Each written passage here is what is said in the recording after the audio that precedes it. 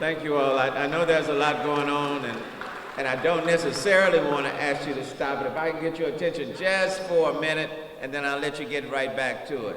I certainly want to thank all of you for coming out. This is another one of the Turnaround Houston programs. So let me just start off by thanking a few people, and I don't want to leave anybody out, but I do want to thank James Chiefs for Human Resources for their help. Give it up for HR. I want to thank Kalicia Wright of OBO, Office of Business Opportunity, for just being very instrumental in the program, and her entire crew. Who else do I have? I want to thank Health and Human Services. Give it up, Health and Human Services, Steve Williams and all of his crew. Any other city departments, I certainly want to thank them. And I want to thank all of the vendors who are out here. Give it up for all of the vendors.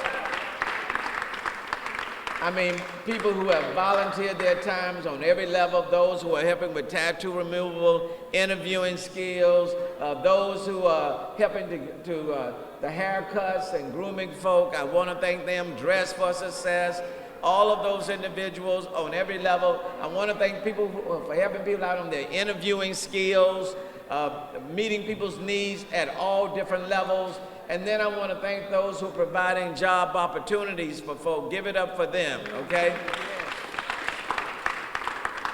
But the one group I do not want to leave out, I want to thank individuals who have come out, those who find themselves that need all of the services that are being provided, putting people in the best opportunities that they can be hired, that they can be self-sustaining, that they can take care of themselves and their families. Folk who may have just given up, folk who they may need that second chance, folk who may just have that GED, or they may have not graduated, or they, for whatever reason, they just cannot find a job, and folk may have given up on them.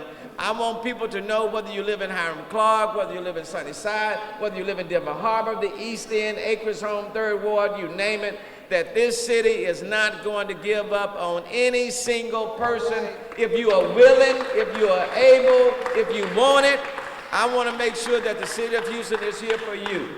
And then the important thing, we're not here to make anybody feel like they're less than, okay? That's not the deal. We don't want anybody to feel like they're less than. We don't want anybody to walk in here and feel like we're looking down on anybody. The reality is, but for the grace of God, we would not be where we are. And so, but for God's grace, we're in a position to help somebody, for them to go and help somebody, and then they can go and help somebody else. And so we can't just always talk about crime and all of these other things if we don't come and meet people's needs right where they are. So that's the whole essence of Turnaround Houston, literally taking people where they are, turning their lives around, enhancing people's self-esteem, getting them job ready, and then where we can, giving them that job. And even if we just put one person in a position that they are in a better position than when they walked into those doors, it is all worth it. So let me thank all of the vendors. Let me thank all of the volunteers from all of the departments. Let me thank people who have helped to organize this event. The next Turnaround Houston will be in September 15th in Cashmere Gardens. So September 15th in Cashmere Gardens will be the next Turnaround Houston.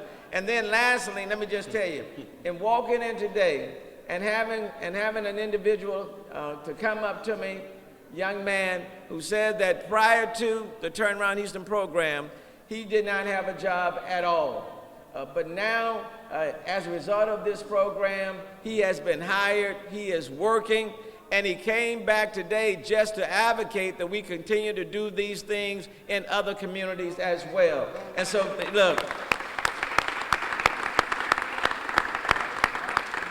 And then lastly, in the midst of everything that's going on, especially in communities that have been overlooked and ignored for a long time, the best way to build trust is to kind of get out there where people are and meet the needs of people where they are. This is not about show.